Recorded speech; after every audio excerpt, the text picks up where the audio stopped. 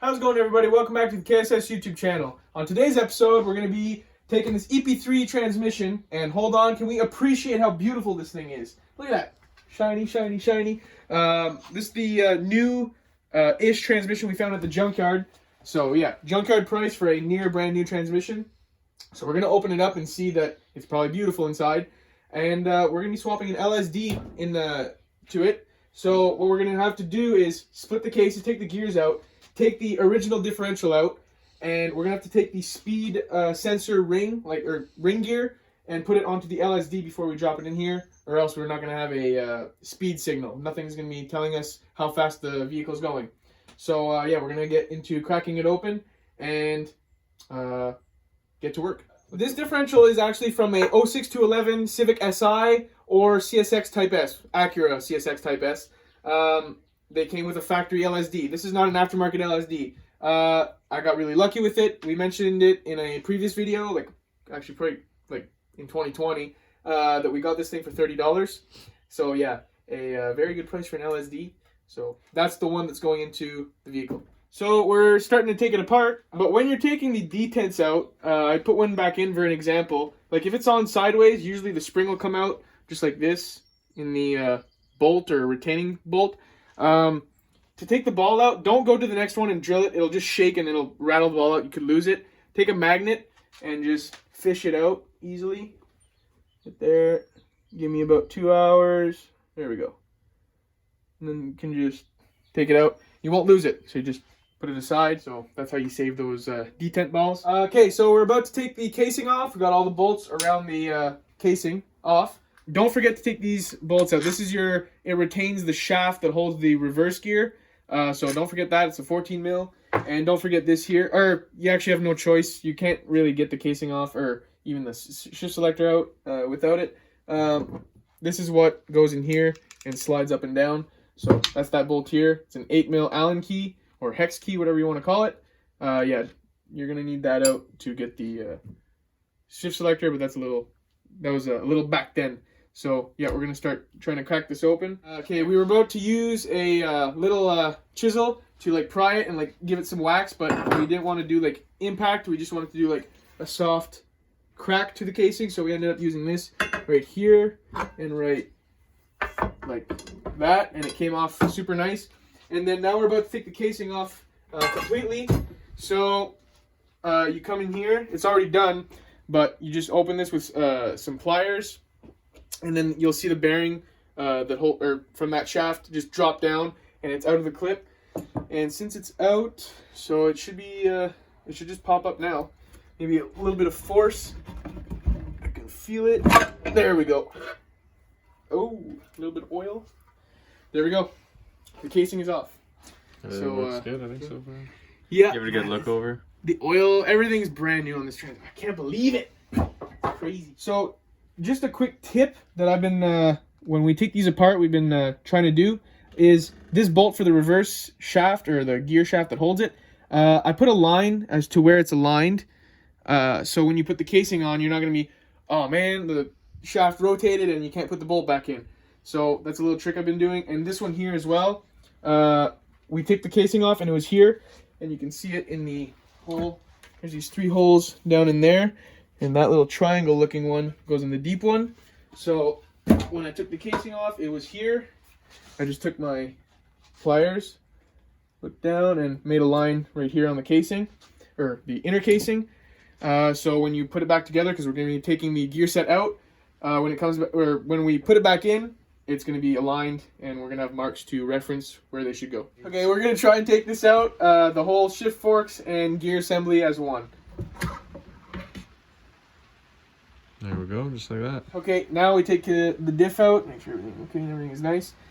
Okay, diff. This sometimes can be a pain. There we go. 5-speed diff is out, and this is the ring. This is the part we need to take off. So either gonna have to try and take it off on a press or a puller of some sort. I've seen a couple methods on YouTube, but I'm gonna try a couple. But that's pretty much all we can film for tonight. So the next shot will be probably installed, or me trying to install it. I'm going to bring it to work for the press. I'll try that method first. And yeah, we'll see you in like 2 seconds, but it's going to be a lot of time for us. Okay, so I've brought the diff to my work, but now in the press, this wouldn't fit with the ring gear, so I just unbolted the 10 bolts holding the ring gear to the actual diff itself. So yeah, I need to put something under here to grab that gear off, or that ring gear off. So I got my little setup here. So I got the like bearing remover kind of thing, put it in between or under the gear, and I should have enough clearance or like space to, I can barely see that it's grabbing onto the gear and it's not going to snap a tooth off or anything. I believe it's working. So I got my little setup here. You can see it starting to lift. Ah, yeah. It's going to work, I think. I brought the LSD diff to work. And so yeah, right here, I'm just going to take the gear. The only thing I'm not a fan of is that it has to like slide over the bearing, but people do this all the time, so I'm not going to like worry too much about it. And then I found this big cup that I'm going to put in between, right onto the gear, and just press it on, and that'll be the next shot. And actually, but first I'm going to tap it with a hammer just so it starts. Then I'll put the cup on, but that'll be the next shot, is this gear all the way down into the machine surface on the diff. Now I put my cup on, and then just goes slowly. And actually, to help, I didn't heat the gear because like I'm on my lunch, so I didn't have that much time. So I just threw this in the freezer earlier. So this is pretty cold. But you're actually better off to heat because you get more of a temperature change compared to freezing. But yeah, we're just gonna slide this on, and yeah, the cold is gonna help. And here comes the final. Feel it bottom out. There we go. It's on. So we're back from the press. We're gonna start putting the whole transmission back together. Make sure everything's clean, like in the bearing holes and stuff. So just hold this. Oh, it's actually kind of tricky because you can't really get your fingers between the casing and the diff itself, or the ring gear. With a little bit of trouble, it was like cockeyed a bit, and I was having trouble putting it in, so I had it in at one point and I just smacked it and it went down. Now it's flat, should be in place. Yeah, that seems about right. So we're gonna start putting the gear set in. You know what, I'm gonna try and do that right now. And actually there's these two washers, make sure you got these.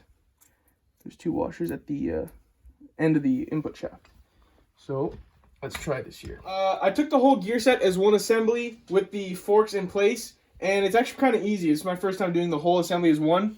You just grab it, and then you could just kind of like toss these forks along and just line them up with the their like designated holes that they slide in. So that was pretty simple. Now I'm just gonna turn it around. Probably my best way is to do it here. And don't forget that, as you can see, the input shaft is in a hole in this table. So, because if it wasn't, this would be popped up and you'd have trouble working. Nothing would mesh and you couldn't put the casing on. I've had that problem before when I tried taking my first one apart, like almost 2 years ago. So yeah, have a hole in the table, or have the casing on two pieces of wood of some sort, so the input shaft is just hanging because it surpasses the surface of the casing at the bottom.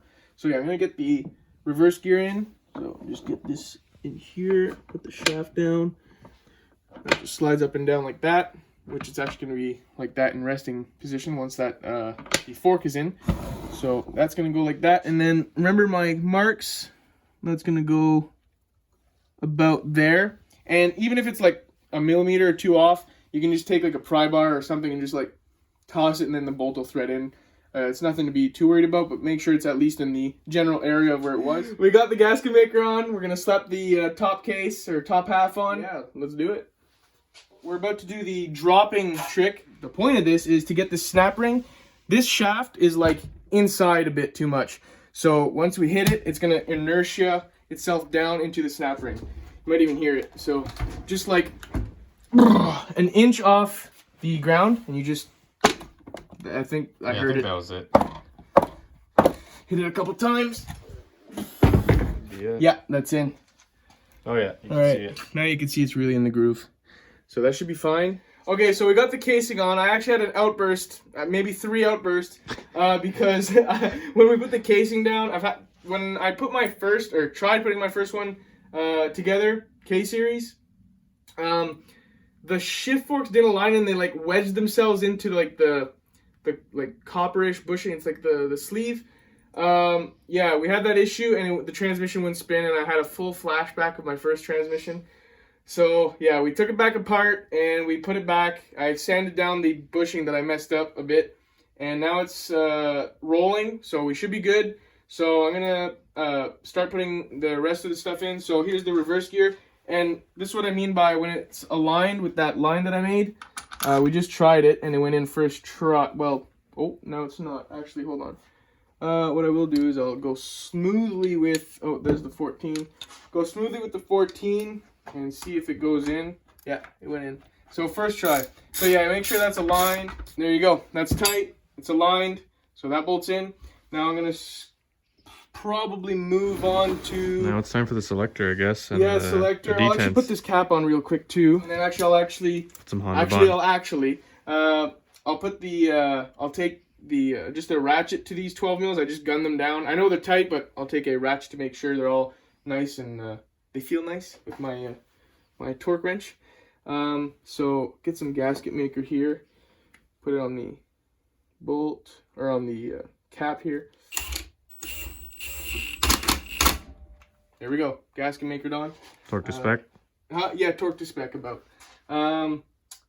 Yeah, I guess those are. Oh yeah, I'll do a pass with the just the wrench or the ratchet. Sorry, on these bolts. Make sure.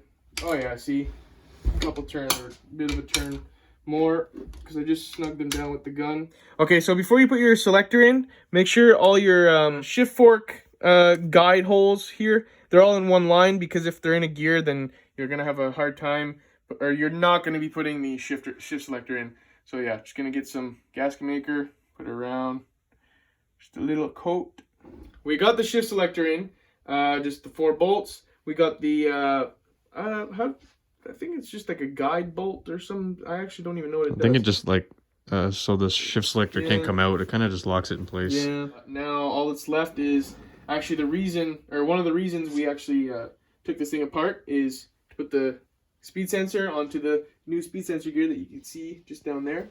So it's just gonna mesh into there and put that in.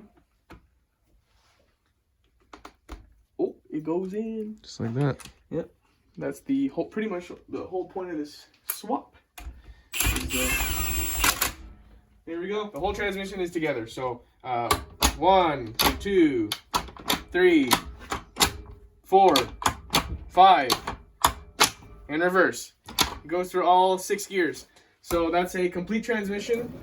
So that's going to be mated to that engine right there, the VTEC Lock K24, the full experimental engine with parts from about 20 cars. Yeah. So yeah, that's going to be it for this video. But first, the next, like what you guys are going to be seeing next is probably like some dismantling of the 7th gen, because that setup's going in very soon. I think this weekend we're going to take a day and pull the engine out. I'm probably going to do a couple brake lines because they're starting to look sketchy. And when I put this setup in, because I have like literally stock control arm bushings, so I got my Energy suspension ones in right here. So they're polyurethane, really stiff, can barely crush these at all. And yeah, so I'm going to install these in my beautiful powder coated, actually you guys seen these in the, I think the previous video or some previous video. I got these like the same week I got the coilovers. So those will be going in, those bushings will be going to these control arms. And I'll be slapping those on the car to hold the power and not make the wheels go like this, because they're weak right now. You got a lot of wheel hop. Yeah, a lot of wheel hop. And yeah, that's going to be like the 7th gen for the next couple weeks. And the coilovers, I'll try and install maybe here. I'd prefer to do it on a lift, so maybe if I get like the opportunity at work, slap them on. So that's it for the 7th gen setup prep, what's going on with it. We actually just went for a drive, did a couple pulls with the 7th gen and the Del Sol. So throw those in right before we end this video off, and we'll see you in the next one. We hope you enjoyed it.